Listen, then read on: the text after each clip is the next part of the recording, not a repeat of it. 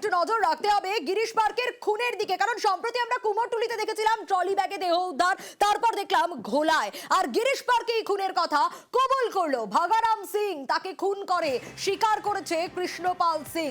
এই ভাগারামকে খুন কিভাবে কবুল করলো তারা, সেই সময় ঘরে করণ কৃষ্ণপাল সিং দুজনেই ছিলেন। আর এই বিষয়ে আরো ডিটেল জানতে পারবো, অমিত রয়েছে আমার সঙ্গে। কিভাবে এই খুনের কথা কবুল করেছেন তারা, কি বলছেন, আরো ডিটেল জানা যাক অমিতের কাছ থেকেই। অমিত, কি আপডেট পাওয়া যাচ্ছে? তো গ্রেপ্তারের পরে দীর্ঘ জেরা, সেই জেরার মুখে কার্যত কৃষ্ণপাল সিং এবং করণ সিং তারা খুনের ঘটনা স্বীকার করে নিয়েছেন এবং এই জায়গা থেকে পুলিশ আধিকারিকরা স্পষ্ট হয়ে গেছেন এই দুই ব্যক্তি ছাড়া কোনো তৃতীয় ব্যক্তির এই খুনের কোনো যোগসূত্র নেই। দুজন করণ এবং ক্রিস, তারা দুই ভাই, এই দুই ভাই খুনের সঙ্গে যুক্ত। ক্রিস যেটা পুলিশকে জানিয়েছে বা কৃষ্ণ কুমার সিং পুলিশকে যেটা জানিয়েছেন যে তিনি গলার নলি কেটেছিলেন, পরবর্তী সময়ে নাইলন দড়ি দিয়ে গলায় ফাঁস টেনে তাকে শ্বাসরুদ্ধ করে মারা হয়। সেক্ষেত্রে কেন খুন করা হলো, খুনের মোটিভও কিন্তু এই মুহূর্তে তদন্তকারী আধিকারিকদের স্পষ্ট হয়ে গিয়েছে। 8 লক্ষ টাকা নিয়ে গত 5 মাস ধরে এই ভাগারামের সঙ্গে কিন্তু ঝামেলা চলছিল। এই 8 লক্ষ টাকা ফেরত চেয়েছিলেন করণ এবং ক্রিস, এবং পুলিশ সূত্র থেকে দাবি করা হচ্ছে যে করণের সঙ্গে একটা সময় করণের হয়ে একটা সময় এই ভাগারাম কাজ করতেন, এই তথ্য উঠে আসছে। এবং যখন কাজ করতেন সেই সময়ে এই 8 লক্ষ টাকার একটা আর্থিক লেনদেন হয়েছিল। এই টাকাটা কিসের টাকা, কেন ভাগারামকে 8 লক্ষ টাকা তারা দিয়েছিলেন, এই সমস্ত কিছু এই মুহূর্তে তদন্তকারীদের স্ক্যানারের মধ্যে রয়েছে। তবে 8 লক্ষ টাকা ফেরত চাওয়া হয়েছিল ভাগারামের কাছে, সেই টাকা ফেরত দেননি ভাগারাম। তারপরেই এই খুন এমনটা কিন্তু দাবি করা হচ্ছে। এবং গতকাল মধ্যরাতে কৃষ্ণা এবং করণ দুজনকে নিয়েই মুক্তারাম বাবু স্ট্রিটের যে বাড়িতে তারা ভাড়া থাকতেন সেখানে নিয়ে আসা হয়, এবং সেখানে কিভাবে খুন করা হয়েছিল এই ভাগারাম সিংকে পুরোটা কিন্তু পুনর্নির্মাণ করা হয়েছে পুলিশের তরফে। একেবারেই অমিত, সঙ্গে থাকো। আর এই যে খুন, এটা কি হঠাৎ করে খুন? না, একেবারেই নয়। ট্রলি ব্যাগটাই তো কেনা হয়েছিল 4 দিন আগে। শুধু তাই নয়, নাইলন দড়ি পর্যন্ত কেনা হয়েছিল 4 দিন আগে। আরো বিস্তারিত এই বিষয়ে জানবো, অমিত রয়েছে আমার সঙ্গে। অমিত, এই যে 8 লক্ষ টাকা না পাওয়া, এই আক্রোশে খুন, কিন্তু এটা একেবারে যে প্ল্যান মাফিক পরিকল্পনা করে, তা তো স্পষ্ট বোঝা যাচ্ছে।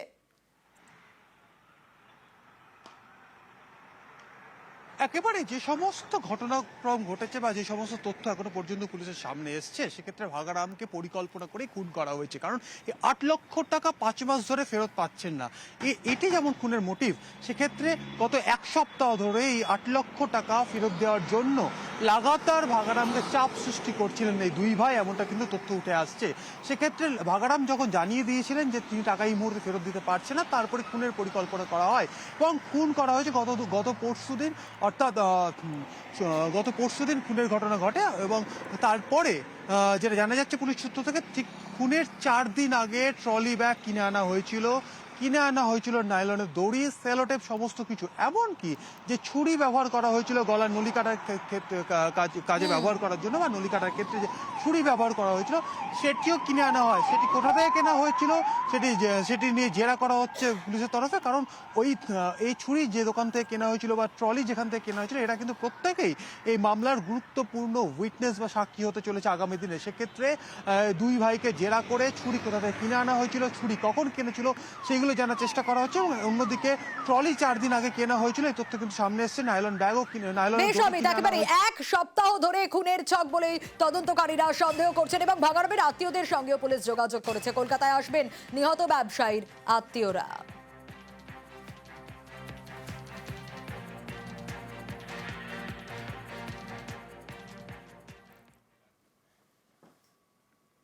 ঠিক যে কথা আপনাদের বলছিলাম, সম্প্রতি দেখা গেছিল কুমোরটুলিতে এভাবে ট্রলি ব্যাগে দেহ উদ্ধার, আর তারপর দেখা গেল ঘোলায়। কিন্তু এই ট্রলি ব্যাগে দেহ উদ্ধার, একাধিক প্রশ্ন উঠে আসছে।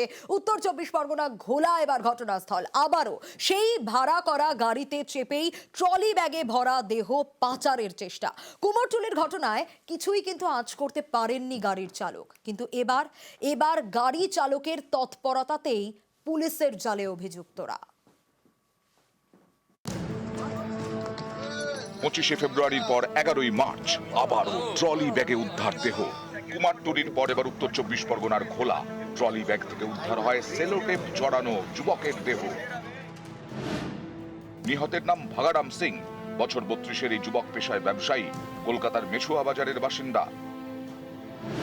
খুন এবং দেহ লোপাটের চেষ্টার অভিযোগে গ্রেফতার দুই তুতো ভাই কৃষ্ণপাল সিং এবং করণ সিং।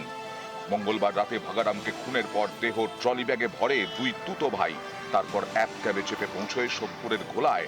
কল্যাণী এক্সপ্রেসওয়েতে নামার সময় ভারী ব্যাগ দেখে সন্দেহ হয় গাড়ি চালকের।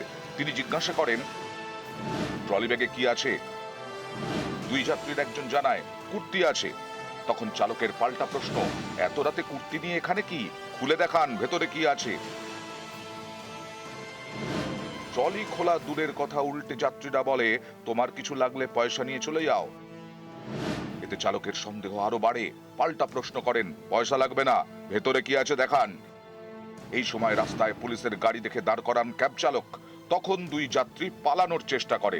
দৌড়ে একজনকে ধরে ফেলেন ক্যাব চালক। যখন এই লাগেজটা উঠায় তখন লাগেজটা ভারী, ওরা দুজনে তুলছে। আমি বলছি, ভাই লাগেজে কি আছে? বললো কুর্তি।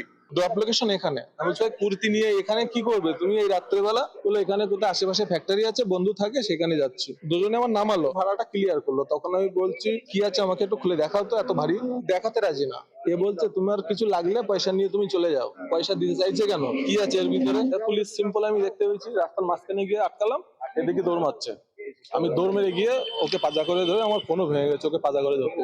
যখন স্যারেরা আসলো তখন স্যার এসে একটা চেন খুললো, খুলেই এই দেখে বডি পড়ে।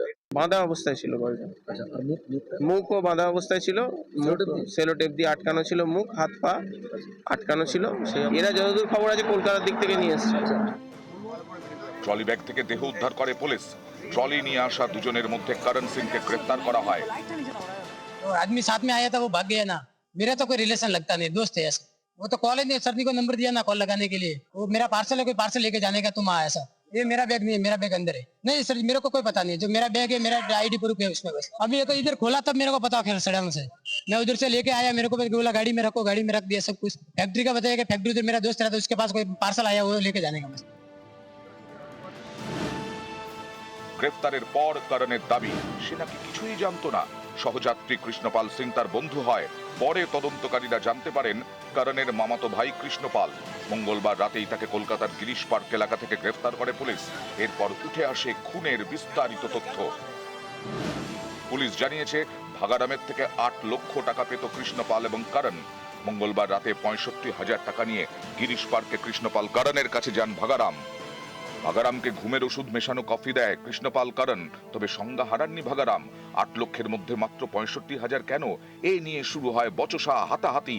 এরই মাঝে ভাগারামের গলার নলি কেটে খুন করে কৃষ্ণপাল। তারপর সারা দেহে জড়িয়ে দেয় সেলোটেপ। সেলোটেপ জড়ানো দেহ ভরা হয় প্লাস্টিকের ব্যাগে, তারপর সেটা ট্রলি ব্যাগে। ভাগারামের দেওয়া 65,000 টাকাও ট্রলি ব্যাগে রাখে কৃষ্ণপাল ও করণ।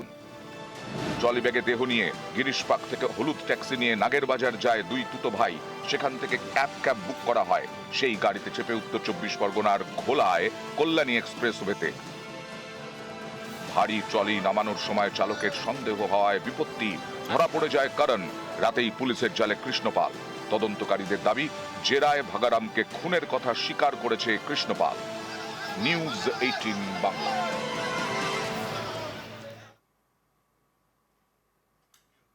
আর এই ঘটনা সামনে আসার পর থেকে একাধিক প্রশ্ন উঠছে, কেন খুন, কিভাবে খুন? কারণ যেভাবে খুন করা হয়েছে তা শুনলে হাড় হিম হয়ে যাওয়ার মতো।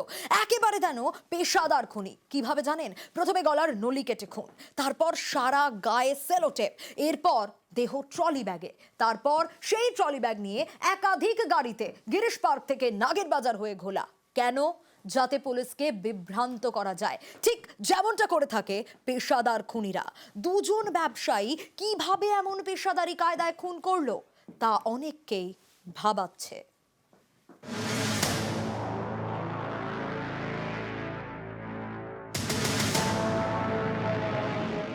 সালটা 2015। ঘটনাস্থল দুর্গাপুর। প্রেমিকা ও তার 4 বছরের মেয়েকে খুন করে ব্যাংক ম্যানেজার। দুই দেহ ট্রলি ব্যাগে ভরে চলে আসে ব্যারাকপুরে। সেখান থেকে গঙ্গার ওপারে শেওড়াফুলি যাওয়ার নৌকা ধরে।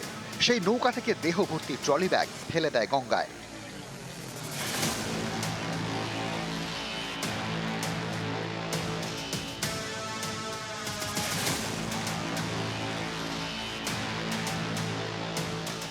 গত বছর নিউ টাউনের হোটেলে খুন করা হয় বাংলাদেশের এমপি আনোয়ার উল আজিম আনারকে। তার দেহ কেটে দেহাংশ পাচার করা হয় ট্রলি ব্যাগে ভরে।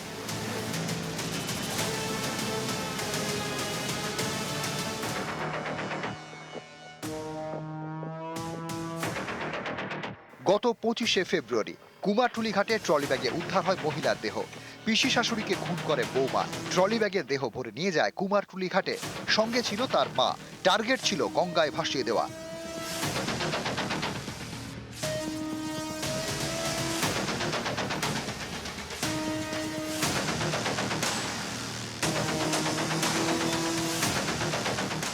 মঙ্গলবার রাতে উত্তর 24 পরগনার ঘোলায় কল্যাণী এক্সপ্রেসওয়েতে ট্রলি ব্যাগ থেকে উদ্ধার যুবকের দেহ।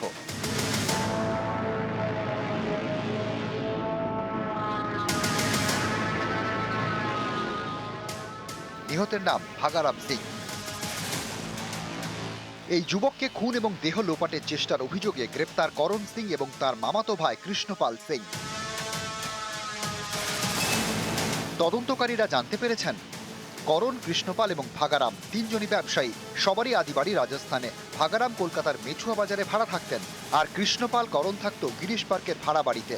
কৃষ্ণপাল করণের থেকে চুড়িদারের পিস কিনতেন ভাগারাম। এই কেনা বেচা করতে করতে ধার ভাগারামের থেকে 8 লক্ষ টাকা পেত কৃষ্ণপাল করণ। এই টাকা নিয়ে দুপক্ষের মধ্যে অশান্তি চলছিল। মঙ্গলবার 65,000 টাকা নিয়ে কৃষ্ণপাল করণের বাড়িতে যান ভাগারাম। 8 লক্ষ টাকা পাওনা। 65,000-এ সন্তুষ্ট হয়নি দুই তুতো ভাই কৃষ্ণপাল ও করণ।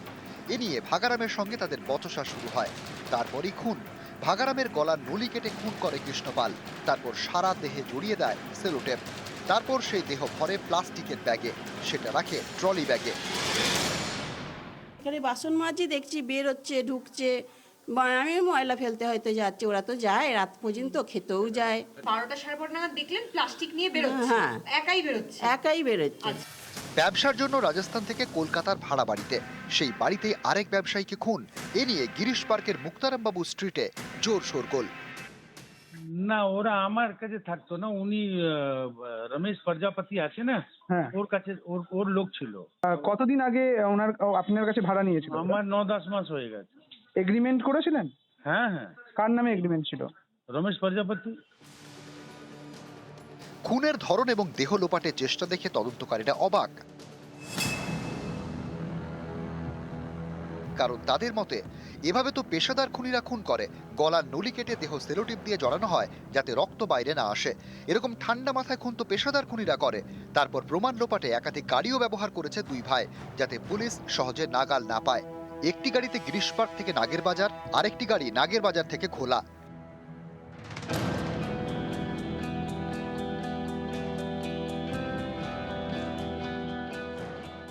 এত কিছু করার পরেও শেষমেশ পুলিশের জালে।